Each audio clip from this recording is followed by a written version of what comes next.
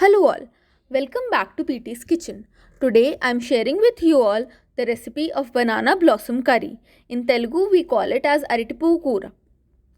Now, for those of you who don't know, banana blossom is the flower of the banana plant and it has great nutritive properties like it's great for kidney function, for diabetics, it's a great immune booster which we all are looking for these days. It's great for lactation, fertility.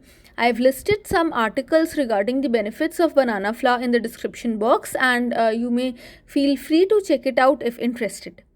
Now, the only time taking part of this recipe is the time taken to separate the florets from the banana flower. Now, earlier in my childhood, my grandmother used to patiently separate each and every floret from the recipe. But now that it's the holiday season, I thought we have some extra time on our hands and can surely try out this recipe if we get our hands on the banana flower. So basically, if I have to tell in brief, the floret has to be cut and the fibrous part, which is the stamen, that has to be separated.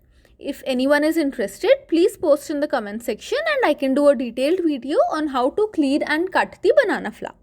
Now, apart from that, the recipe is pretty straightforward.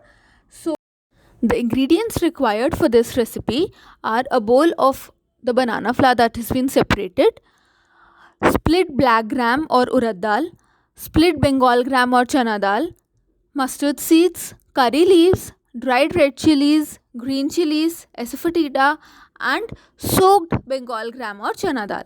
The exact measurements of the ingredients would be listed in the description box. And of course, before I forget, salt to taste. Now, coming to the recipe, the first step after the separation of the banana florets is to rinse them thoroughly in running water. And once it has been cleaned with water, we then grind it in a mixer till we get a brownish paste. Once you get, transfer the ground banana flour paste into a sieve and again pour water onto it and just mix it to remove all the impurities if there are any, and you'll get a thick brown paste. Keep it aside and then we'll move on to the chana dal pakoras or the fritters. So basically, take the soaked chana dal, discard the water, add the chana dal in a blender, add green chilies as per your taste. You can increase or decrease the amount, salt, and then grind it into a paste. Add as little water as required, and once it is ground to a fine paste, take it out of the bowl, and then the next step is to heat the oil for deep frying in a deep bottomed wok. And once the oil is medium hot, just drop small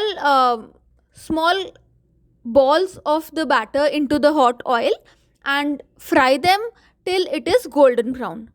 In case anyone does not want to opt for a deep fried version, you can also try to either steam these as we do for idlis or dhoklas and then cut it into small pieces, or even you can try making these in an appam pan.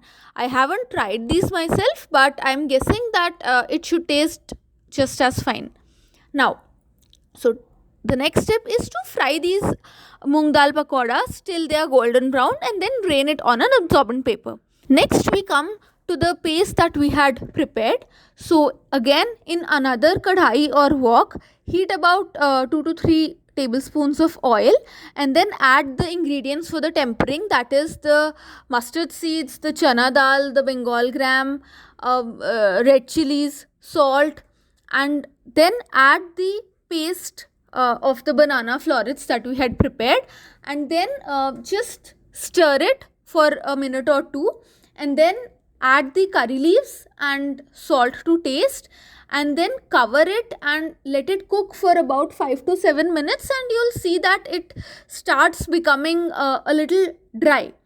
Once the curry is dry, then add the prepared chana dal pakoras and then cover it and let the pakoras or the fritters absorb all the flavors for about 5 minutes, and your banana blossom curry is ready.